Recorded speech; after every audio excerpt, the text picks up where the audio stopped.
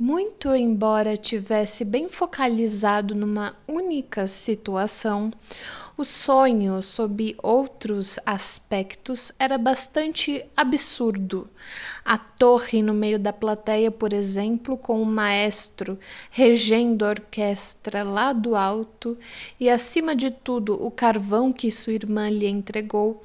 Abstive-me deliberadamente de pedir uma análise do sonho, mas como tivesse algum conhecimento das relações pessoais da sonhadora, pude interpretar certas partes do sonho, independentemente dela.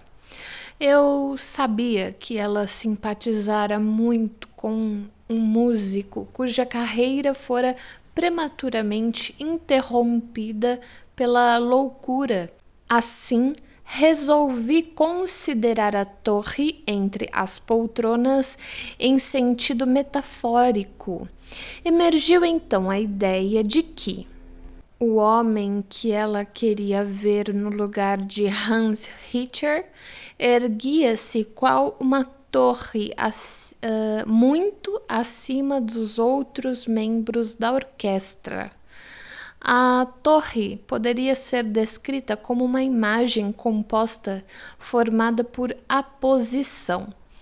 A parte inferior de sua estrutura representava a grandeza do homem, a grade do topo por trás da qual ele corria em círculos como um prisioneiro ou um animal enjaulado, travessão, o que era uma alusão ao nome do infeliz travessão.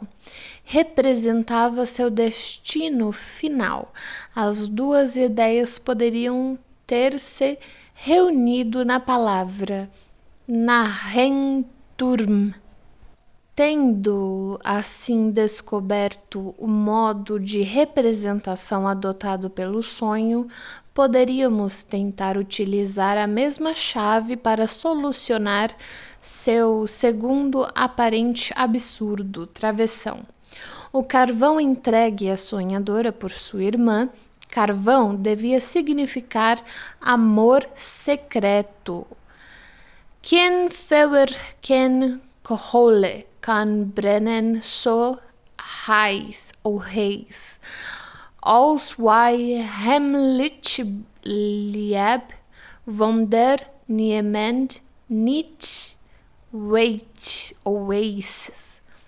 Ela própria e sua amiga tinham ficado solteiras, entre abricolchetes, alemão. Sitzen geblieben literalmente significa ficado sentadas, fecha colchetes. Sua irmã mais nova, que ainda tinha perspectivas de casamento, entregou-lhe o carvão, abre aspas, por não ter sabido que iria demorar tanto, fecha aspas. O sonho não especificava o que demoraria tanto. Se isso fosse uma história, diríamos, entre aspas, a encenação. Mas como se trata de um sonho, podemos tomar a oração como uma entidade independente, decidir que foi empregada de maneira ambígua e acrescentar as palavras até ela se casar, entre aspas. Nossa interpretação do, entre aspas, amor secreto é ainda apoiada pela menção ao primo da sonhadora, sentado com a mulher nas poltronas da plateia, pelo romance ostensivo atribuído a esta última. O sonho foi dominado pela antítese entre amor secreto e amor aparente e entre o ardor da própria sonhadora e a frieza da jovem esposa. Em ambos os casos, além disso, havia alguém altamente situado, entre aspas, travessão. Um termo que se aplica igualmente ao aristocrata e ao músico, no qual se haviam depositado tão grandes esperanças. A discussão precedente levou-nos, enfim, à descoberta de um terceiro fator, cuja participação na transformação dos pensamentos do sonho em conteúdo onírico não deve ser subestimada, a saber, a consideração à representabilidade do material psíquico peculiar que os sonhos utilizam, travessão, ou seja, na maior parte, a representabilidade em imagens visuais. Dentre os vários pensamentos acessórios ligados ao pensamento onírico essencial, dá-se preferência àqueles que admitem representação visual. E o trabalho do sonho não se furta ao esforço de remodelar pensamentos inadaptáveis numa nova forma verbal, travessão, mesmo numa que seja menos usual, travessão, contanto que esse processo facilite a representação e, desse modo, alivie a pressão psicológica causada pela constrição da ação de pensar. Essa vertedura do conteúdo de um pensamento num outro molde pode, ao mesmo tempo, atender às finalidades da atividade de condensação e criar ligações que, de outro modo, talvez não se fizessem presentes em algum outro pensamento. Quanto a este segundo pensamento, ele já pode ter tido sua forma original de expressão modificada, com vistas a juntar-se ao primeiro a meio caminho. Herbert Silberer, 1909, apontou uma boa maneira de observar diretamente a transformação de pensamentos em imagens no processo de formação dos sonhos e, assim, estudar isoladamente esse fator do trabalho do sonho, quando acham-se num estado de fadiga e sonolência, ele se impunha alguma tarefa intelectual. Verificava que, muitas vezes, um pensamento lhe escapava e, em segundo lugar, surgia uma imagem que ele então podia reconhecer como um substituto do pensamento. Silberer descreve esses substitutos com o termo não muito apropriado de, entre aspas, autossimbólicos. Citarei aqui alguns exemplos do artigo de Silberer e terei oportunidade, em virtude de certas características dos fenômenos em pauta, de voltar a eles posteriormente. Exemplo 1, abre aspas, pensei em ter de revisitar um trecho irregular num ensaio, fecha aspas, abre aspas, símbolo, travessão, vi-me aplainando um pedaço de madeira, fecha aspas, abre aspas, exemplo 5, travessão.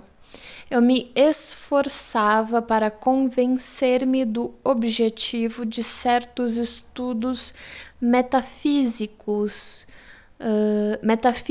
que me propunha fazer.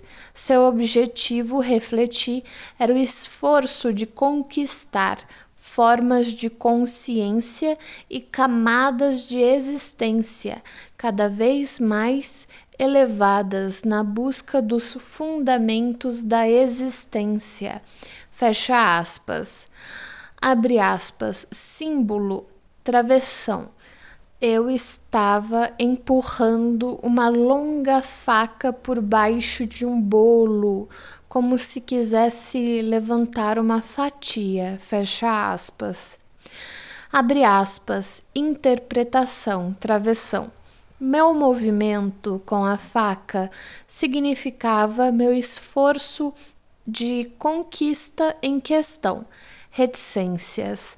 Eis a explicação do simbolismo, vez por outra cabe a mim, nas refeições, cortar um bolo e distribuir as porções. Realizo essa tarefa com uma faca longa e flexível, o que exige algum cuidado. Em particular, levantar habilmente as fatias depois de terem sido cortadas traz certas dificuldades.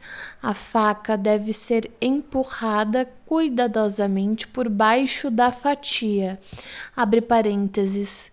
Corresponde ao lento esforço de conquista para chegar aos fundamentos.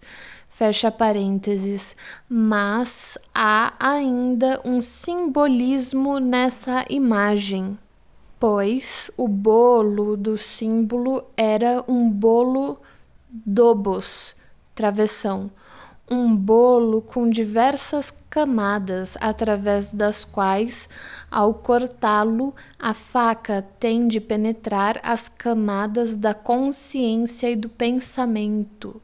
Fecha aspas. Abre aspas. Exemplo 9. Travessão. Eu perdera o fio da meada numa cadeia de ideias. Tentei reencontrá-lo, mas tive de admitir que o ponto de partida me escapara completamente. Fecha aspas. Abre aspas. Símbolo travessão. Parte de uma matriz de linotipo, com as últimas linhas caídas, fecha aspas. Em vista do papel desempenhado pelos xistes, citações, canções e provérbios na vida mental das pessoas cultas, estaria em total acordo com nossas expectativas que esses tipos de disfarce fossem utilizados com extrema frequência para representar os pensamentos do sonho.